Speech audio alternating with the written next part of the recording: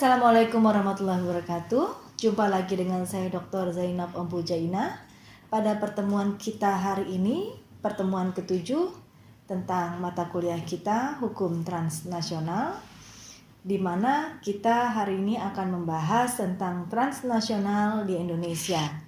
Tetapi sebelum saya mulai perkuliahan kita pada hari ini, saya akan sedikit mengulas tentang pertemuan kita sebelumnya, di mana kita bahas tentang konsepsi kerjasama internasional sebagaimana diatur dalam Undang-Undang Dasar Negara Republik Indonesia tahun 1945 pasal 11, kemudian pasal 9 Kitab Undang-Undang Hukum Pidana, kemudian Undang-Undang Nomor 24 Tahun 2000 tentang Perjanjian Internasional, kemudian perjanjian internasional dan kerjasama internasional dalam penegakan hukum pidana transnasional. Baik, hari ini kita akan membahas tentang kejahatan lintas negara, di mana kejahatan lintas negara ini merupakan bentuk kejahatan yang menjadi ancaman serius terhadap keamanan dan kemakmuran global, mengingat sifatnya yang melibatkan berbagai negara. Kemudian, untuk menanggulangi kejahatan tersebut, diciptakan sebuah mekanisme multilateral melalui sebuah perjanjian internasional yang disebut United Nations Convention on Transnational Organized Crime atau sering disebut dengan UNTOC. Kemudian UNTOC yang dibentuk pada tahun 2000 menjadi panduan dasar bagi negara-negara dalam upaya menanggulangi kejahatan transnasional.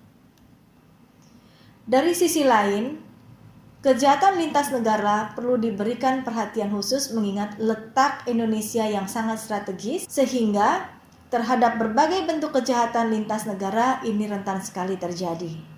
Untuk itu, Kementerian Luar Negeri sebagai ujung tombak pemerintahan Indonesia dalam kerjasama internasional senantiasa mengintervensi kerjasama internasional dalam mengatasi kejahatan-kejahatan lintas negara guna melindungi kepentingan dan kedaulatan negara Republik Indonesia. Dalam perkembangannya, Indonesia menaruh perhatian khusus terhadap kejahatan lintas negara dan perkembangan antar negara. Antara lain, tentang tindak pidana perdagangan orang dan penyelundupan manusia, kemudian korupsi dan pencucian uang, kemudian kejahatan kehutanan dan satwa liar, kemudian kejahatan perikanan, perdagangan ilegal, benda-benda cagar budaya, dan kejahatan narkotika dan obat-obatan. Yang pertama kita akan membahas tentang perdagangan orang, di mana perdagangan orang dapat menyelundupkan manusia. Penyelundupan manusia merupakan isu sentral di dunia termasuk pengungsi dan pencari suaka. Kemudian berdasarkan data dalam UNHCR pada tahun 2018 terdapat sekitar 14.000 pengungsi dan migran irreguler yang kebanyakan berasal dari Asia Tengah dan terdampar di Indonesia dalam upaya mencari negara tujuan. Sebagai warga negara yang bertanggung jawab, Indonesia tetap menampung dan memberikan perawatan pada para imigran irreguler sebagai respon atau dasar kemanusiaan. Bagi Indonesia, isu-isu imigrasi irreguler merupakan permasalahan lintas negara. Indonesia juga berpandangan atau berpegang pada pendekatan komprehensif dan berimbang antara penegakan hukum dan kemanusiaan. Berdasarkan pilar pencegahan, deteksi dini, perlindungan korban, dan penindakan terhadap pelaku kejahatan. Terkait isu perdagangan manusia, pada tingkat tertentu Indonesia merupakan negara asal perdagangan orang.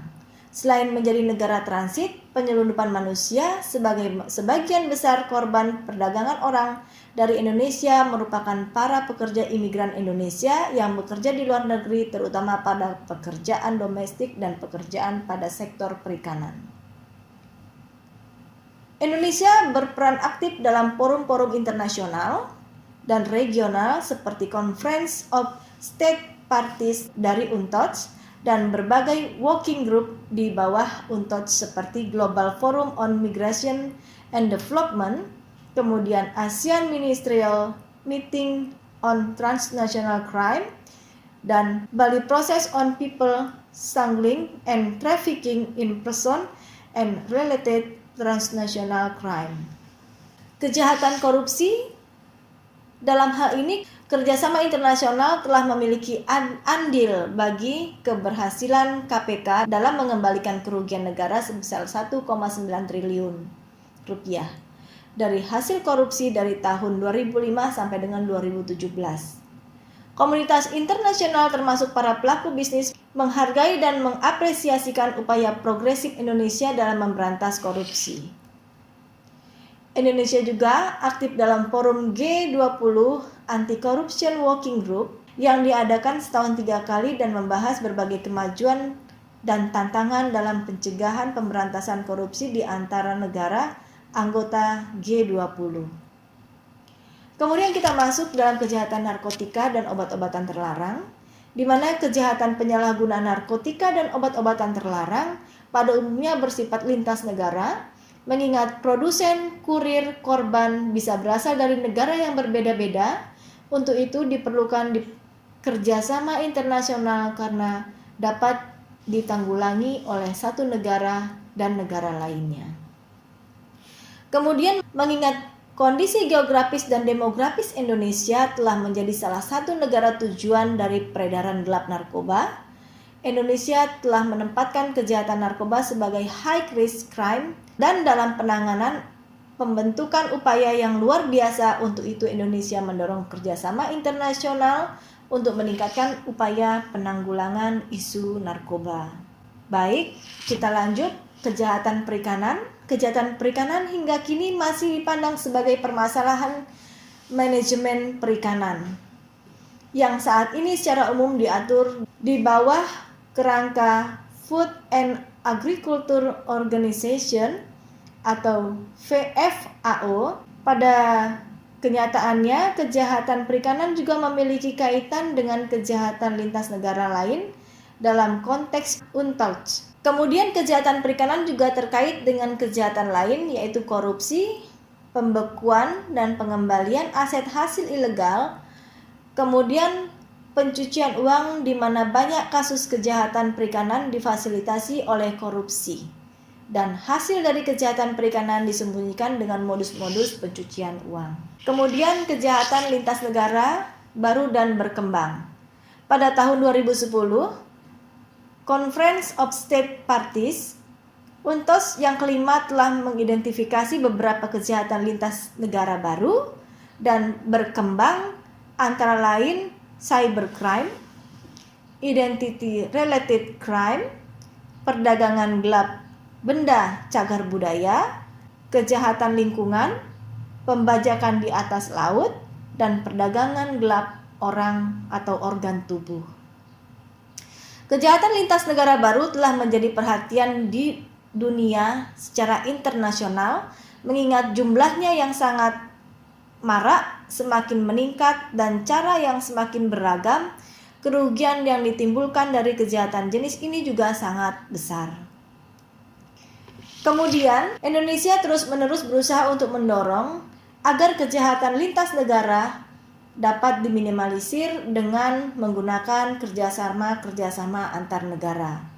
Kerjasama internasional dapat menanggulangi kejahatan-kejahatan tersebut dapat lebih ditingkatkan dengan cara Indonesia memiliki kepentingan-kepentingan besar agar kejahatan lintas negara baru dapat diatur secara lebih komprehensif, mengingat kerugian besar yang ditimbulkan dari kejahatan tersebut, termasuk dengan cara kerjasama dalam rangka meningkatkan kapasitas negara melalui penegakan hukum dan pertukaran informasi. Baik, untuk materi pertemuan kita pada hari ini, sebelum saya tutup, saya akan menyimpulkan pertemuan kita pada hari ini, yaitu transnasional dibagi dua, yaitu kejahatan lintas negara dan kejahatan lintas negara baru dan berkembang.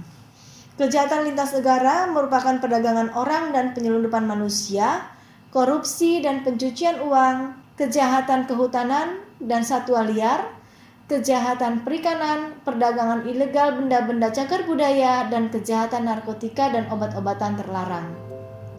Baik, terima kasih. pertemuan kita pada hari ini. Saya tutup, billahi taufiq wal hidayah. Wassalamualaikum warahmatullahi wabarakatuh.